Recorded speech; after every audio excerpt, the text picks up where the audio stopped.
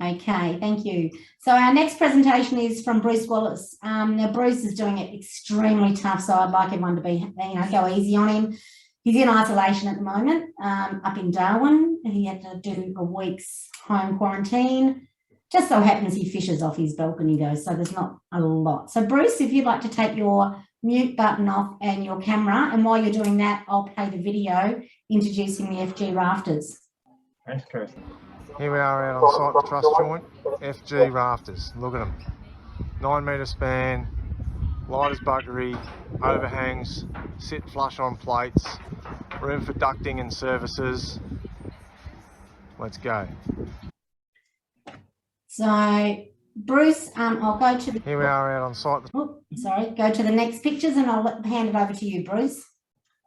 Thanks, Kirsten. And firstly, I may be unknown to some of you, but thank you very much for the opportunity to present.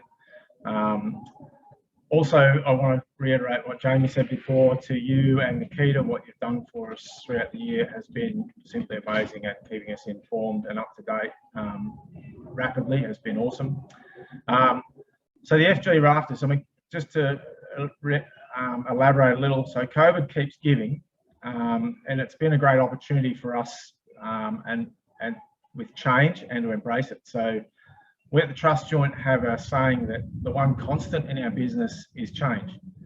So with global shipping and LVL issues and I-joist, etc., and I know Westbeam are going full bore, producing as many LVL to the market as they possibly can, and we recognise that LVL and I-joist are for subfloors and lintels, and they shouldn't be used as rafters. So this is a product that we've come up with.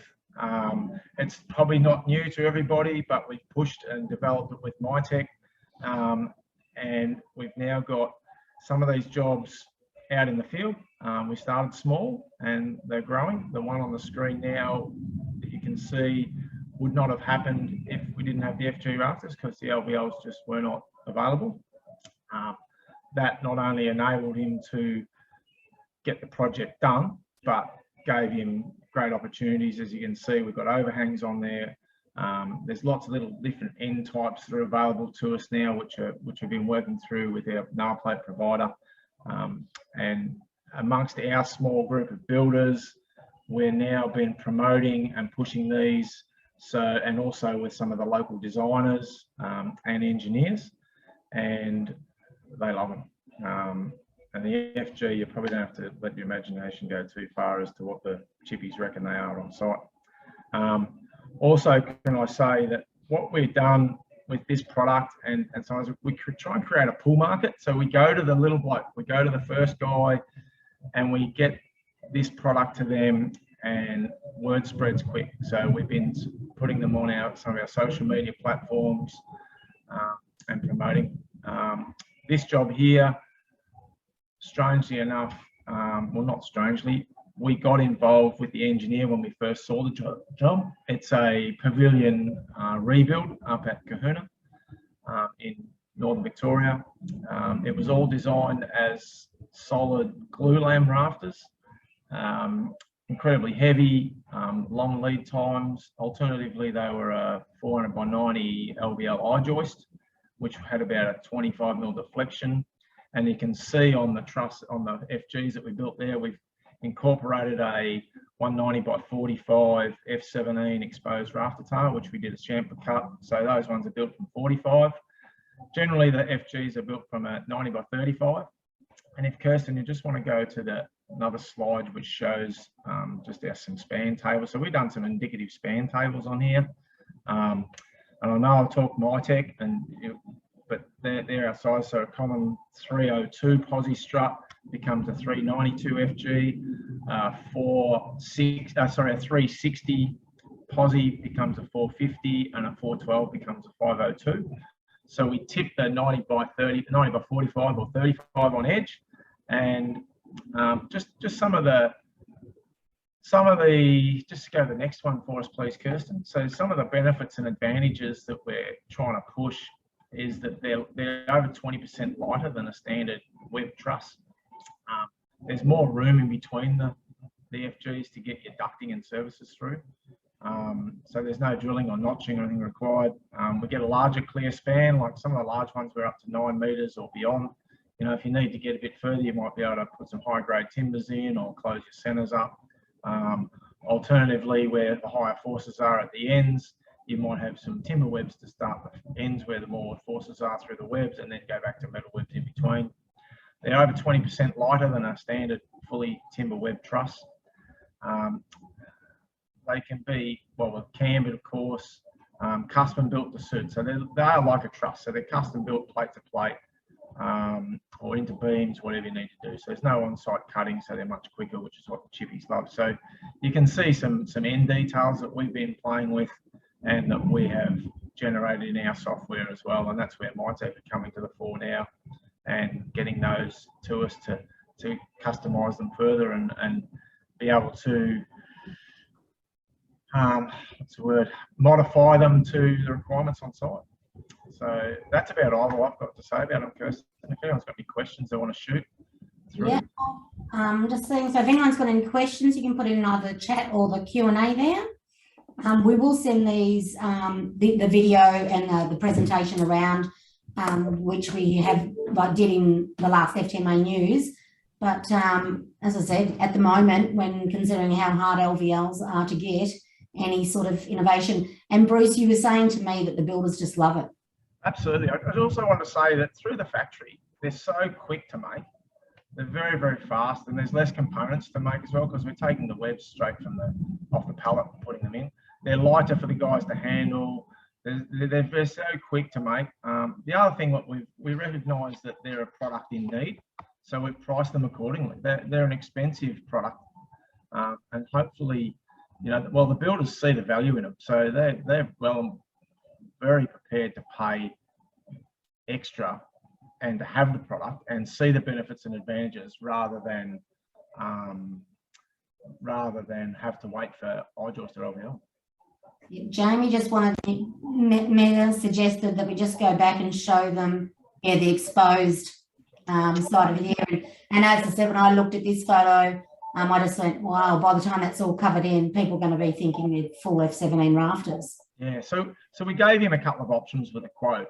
We gave an option to just do a web timber truss without the overhangs, and then a webbed one with overhangs, and then an FG with and without the overhangs. So he took the dearest option, but the builder took that dearest option because he knew that option was his best option and it saved him time on site, etc., etc. So we're able to source the 190/45 F17, and we did the special cuts and everything on it for him. So, you know, a bit of work with the builder, and no, great result. Yeah, I think they're gorgeous.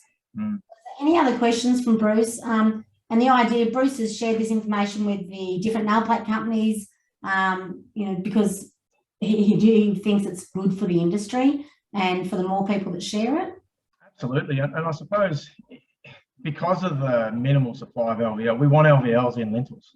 And I know we've got builders that are waiting on LVL lintels, and so I've got trusses sitting in my yard waiting to go to site because I haven't got the lintels. So lintels that go in wall frames over windows and where required, not as rafters. So that's the way we look at it. And if I implore everybody to go to their nail plate provider and keep asking why can't we have these? We want these. See what you can do. Push. Just keep asking why.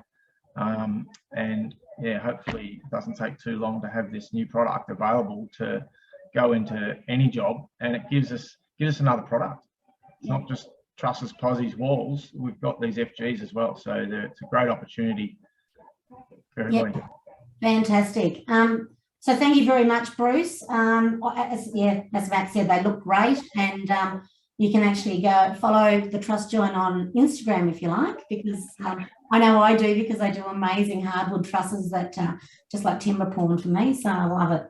So thank you very much, Bruce. If you'd like to turn your camera off and mute on. Thanks. And we'll move on to the wonderful Tim Woods, who's been providing us, I think this is our 11th update that is going out in FTMA News tomorrow. The reports that Tim has given us, the feedback I've got is that they are just so easy to read. They're read, they're in layman's terms, you can read it, and if I can understand it, anyone can understand it. I was really impressed that Marie McCaskill of Timber New South Wales, actually, I think with her committee and people there, I think Tim's report on the FTMA housing report at that month was put into the New South Wales Housing Inquiry, and I think they received it over a dozen times.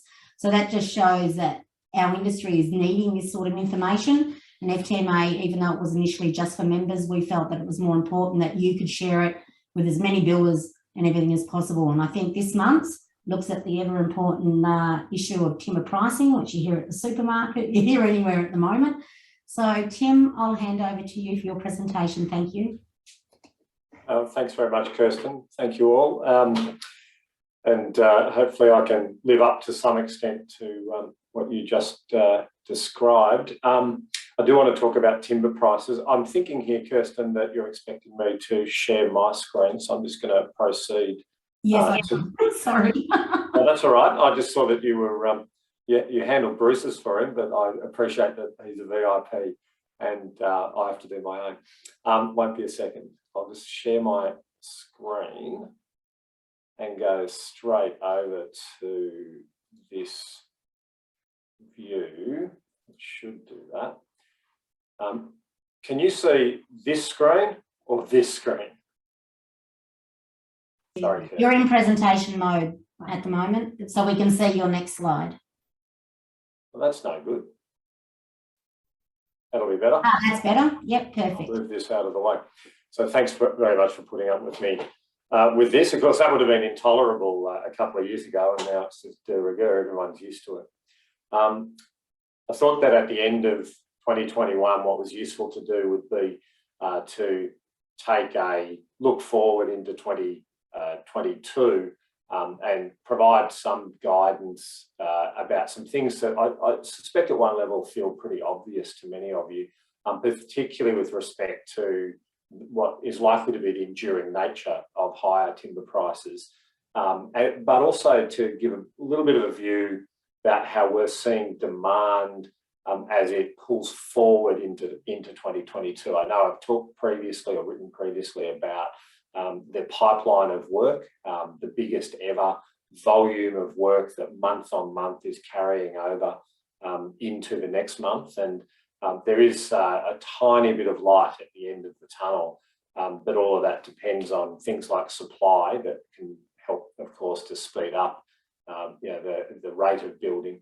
And of course doesn't do much while there is a huge amount of work and a small amount of supply. Doesn't do much and can't do much for price. So my starting point here is to look at some Australian data that is housed in FWPA. This data is assembled from the Australian softwood timber processors, the sawmillers. They blind enter their volume and price data in two separate entries so that nobody can see anyone else's information, but they also can't see how those averages are playing out in real time in any way. So it's a genuine blind entry data. And this data for the main structural products shows what pretty much everybody knows, that on a free in store, FIS free in store basis, so more or less delivered to you basis, the weighted average prices, and they're worth having a look at for the September quarter of 2021. But really what's most telling for me, because the weighted average won't reflect any one individual's price. If your price equals exactly that, that's just pure chance. These weighted average prices, what's really important about them is that compared to a year before, they're between, or mainly around 26% and as high as 33.7% higher than they were just 1 year ago. And you can see that in the chart. It's pretty self-evident perhaps. The reality of that is not only that have prices increased, we might consider, if you look at this trend line here, we don't quite have enough data yet on a quarterly basis to really confirm this, but you'd notice that this wave is pretty similar paced to that wave, but this one is not. This most recent wave of price increases is extremely dramatic. There's nothing like it in history in Australia. It's just we don't have all the data to confirm that, but I think we can be pretty certain that's the case. Certainly in living memory, perhaps somebody can remember prices going up on average consistently for a year faster and harder, but you know, the reality is that very few of us can recall that. Now, it's important to note that there's a difference in the pricing structures between the domestic supply that we've just observed and this import supply that's referenced here. The first thing to note is that we don't have a free and store price. These weighted average prices for the same structural grades, so they're the comparison grades for import. The price that we have that's most reflective is on this red line. It's for costs, insurance and freight, which means it's been shipped from the country and landed on the Australian wharf. This is not the delivered to you price. You can see here that the goods alone, so this is the black line, what's called the free on board price, so before shipping, up 35% year on year, so over the same period from September to September. The landed price, the CIF price, is up 44%, and applying what I'll concede is just a basic $35 per cubic metre, which we have not adjusted from a year ago in our relatively straightforward model for imports, suggests that the total delivered price of imported sawn softwood is up 43% year on year. So the goods are up, but the freight price is up even more. And this grey line shows us something that we're really going to have to get used to over what I think is going to be quite a long period of time. As the pandemic has worsened, it's like throwing a rock into a pond when you would expect, as the rock makes its way to the edge of the pond, the waves will diminish. In this case, they seem to have hit a wall and are bouncing back harder than ever before when it comes to freight. So we can see the cost of freight increasing to the point where in September, the average differential was, that's marked out here, it's about $110 per cubic metre. Maybe it's $108 by recollection. $108 a cubic metre in September, somewhere around that mark on average. Something really quite phenomenal like that, compared to an average of somewhere around about $68, I think, over that period from 2017. That's a huge freight cost increase, and it seems that this really difficult to understand at one level, increasingly bad situation with freight doesn't have an end in sight to it. There might be some softening with the Chinese Lunar New Year, but there's absolutely no guarantee of that, because this time last year we were expecting things to improve in the Lunar New Year of 2021. Just didn't happen.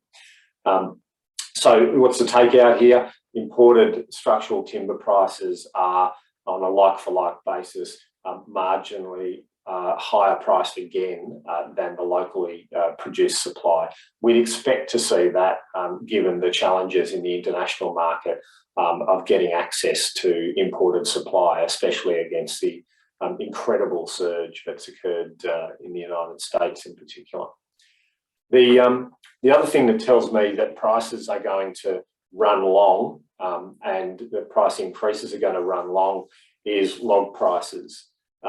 Log prices obviously precede sawn wood prices. You've got to buy the logs before you can cut them, of course. So this data is relatively new in a combined sense. We've combined the Australian and New Zealand export prices for softwood logs.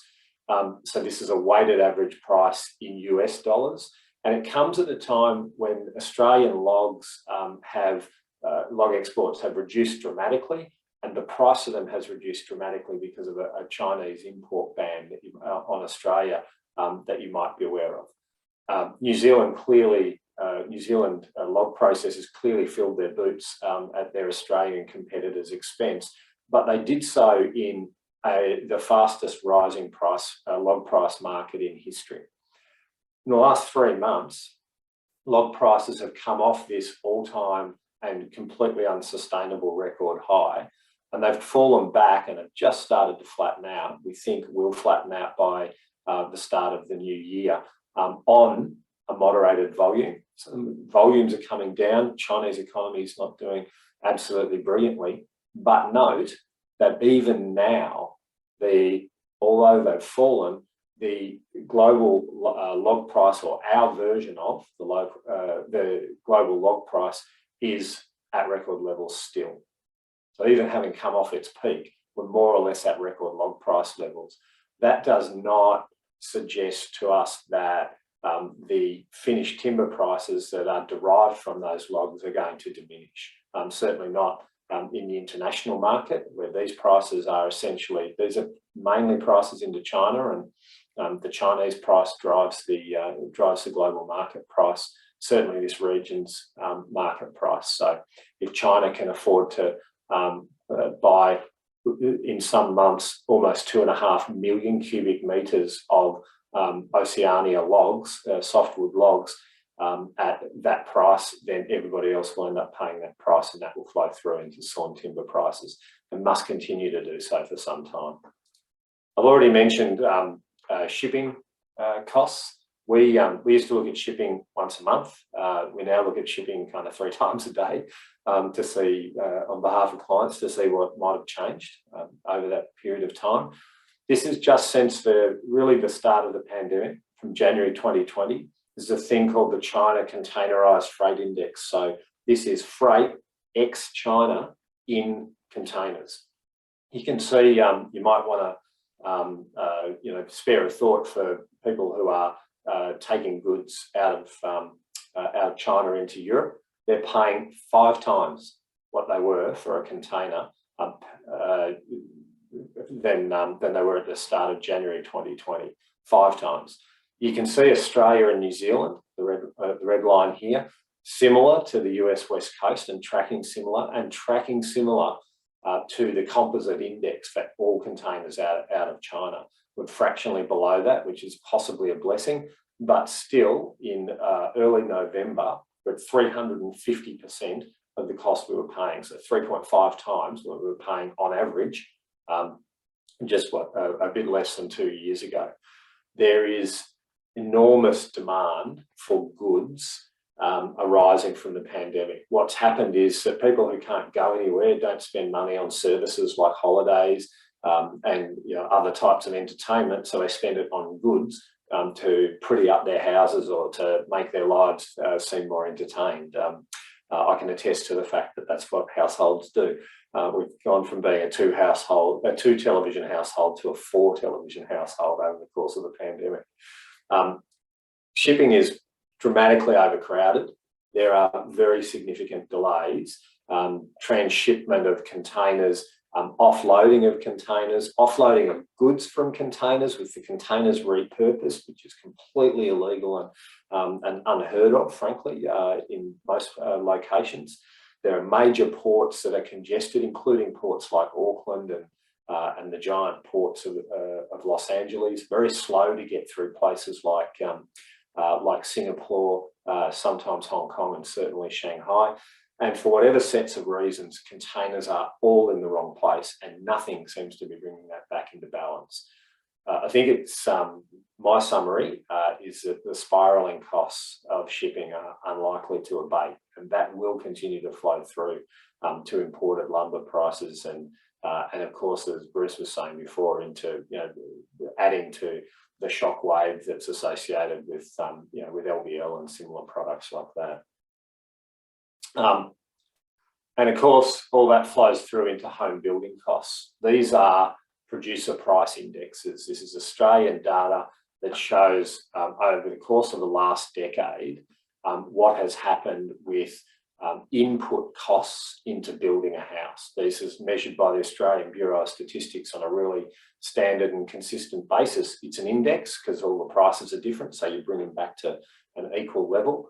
We can see timber windows have long been growing in price as an input to house building, well ahead of the other materials. And for a very long period of time, there's the evidence. Structural timber was one of those products that was growing, really very modestly, frankly.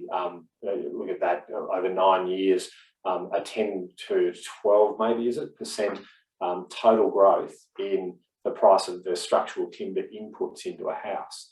But in the shortages that we've faced and the supply challenges that have been faced and the massive load of demand, the never before seen, as opposed to unprecedented, Jamie, but the never before seen explosion in demand has seen the input price of structural timber for housing go through the roof. There's no surprise in that, but the key thing in that is that even a 50% correction overnight in the pricing structure would still see what would otherwise be the highest prices in history for all of these building materials, virtually all these building materials.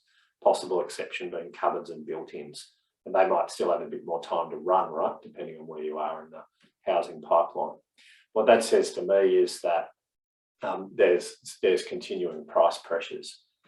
This is pretty new data or pretty new treatment for those who are familiar with these things. Forecasting demand around the pipeline of building work in Australia is notoriously difficult. This is a very simple, deliberately simple demand forecast.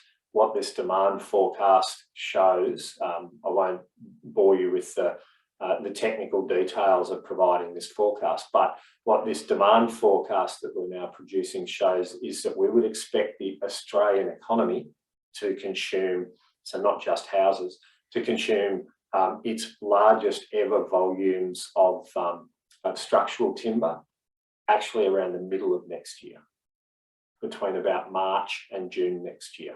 Now, we update this monthly. We've been holding it back for a year, watching it move. We're reasonably confident that this reflects what, generally speaking, seems to be occurring in the market.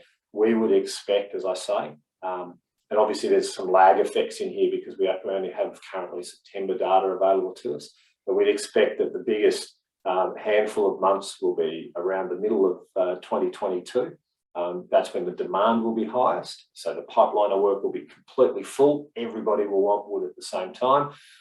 Softening, however, there's the piece of good news, starting to soften as the pipeline gets to be built to levels that we know are close to sustainable over the more recent period. Maybe not at the levels that are always able to be supplied, but at a more sustainable level. So we expect demand to be quite strong in the second quarter before gradually starting to come down. The key thing that relies on is not actually supply, not actually demand, it's the pace at which building can occur. This is not just about materials. It's really important to be listening in to the national conversation about whether we actually have a labour force of sufficient size and skills to do the jobs that we need them to do. I think demonstrably in the building supply chain, we're short on that at the moment. And that could drag this out, could drag the demand further. It could smooth it out further. We'll only begin to see that, as more months pass. So hopefully that's of some, that's of some use about where the pipeline of work is headed. It looks pretty big next year, frankly, and it looks like 2023 will begin to see the softening, if not perhaps late next year. So what's my 2022 in a nutshell? Well, the wild ride is going to continue, unfortunately. If you get a chance to have a break, make it the best one you can, I reckon. Higher timber prices to us seem to be locked in, at least for that foreseeable future that we're able to put in that demand forecast. Building costs are already significantly higher and they're going to stay high, you'd have to think, for some considerable period of time. While approvals are declining, this is one of the major reasons building costs are going to stay high, the pipeline remains large. That's me being, a sort of conservative pointy head, really. The pipeline remains unbelievably massive. It's the right way to put it. It's just so much work.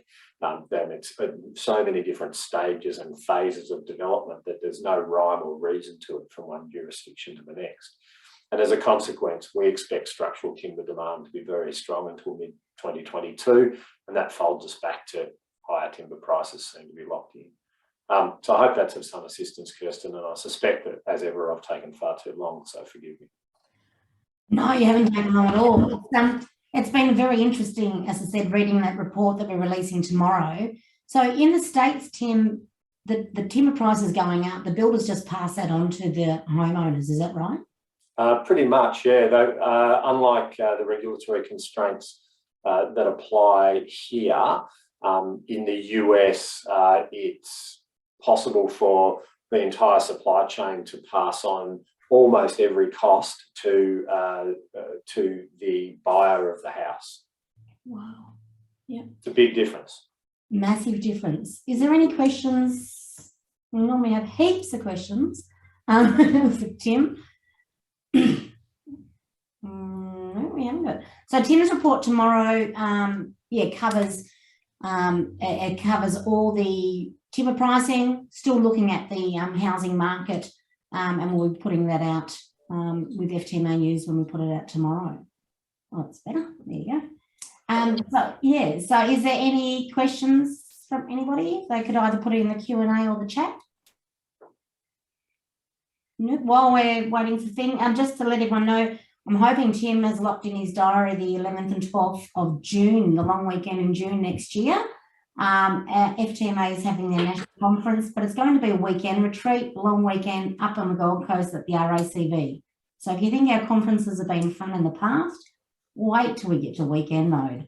So we'll be putting out all the information, but that's the 11th and 12th, and being that Tim's presented, I think, at every one of our conferences of the last few, 3 or 4, and so we'll have Tim speaking and continuing this discussion. So there are no questions there, Tim, today. So we will, as I said, the report will come out tomorrow. We do recommend that everyone does share it with their colleagues, because it is important and it helps you, I suppose, answer the calls for the builders. I did want to finish off by mentioning that tomorrow in FTMA News we'll have also information about our Carbon Warrior program, which is an exciting new program that Nikita's been working on. And I think it will be fantastic going forward in regards to making a social change in recognition of the fact that timber stores carbon. So we've got that coming up, and we've got Janelle, who's our new employee, and Janelle's been working on the Creditor Watch program and doing training. So last week we saw the Previan group up in Queensland go under. And today, for example, we've just got another alert for them saying that they've got new directors on. So what we do is we send out to all the fabricators saying, do you use this builder? If we know of a builder that's going under, and then fabricators just have to reach, or members just have to reach out to me, and then we'll provide them a copy of the credit information. So it's really important that if any of you are experiencing any bad builders or builders going under, that you're getting left with debts behind, make sure you let FTMA know, and so we can make sure that fabricators don't all get sucked in by a builder, going from one to the other to continue their business. So thanks again for our new board. Welcome on board, Mark Hull, our new board member. And thank you very much, everyone. And I'll see you soon. Bye.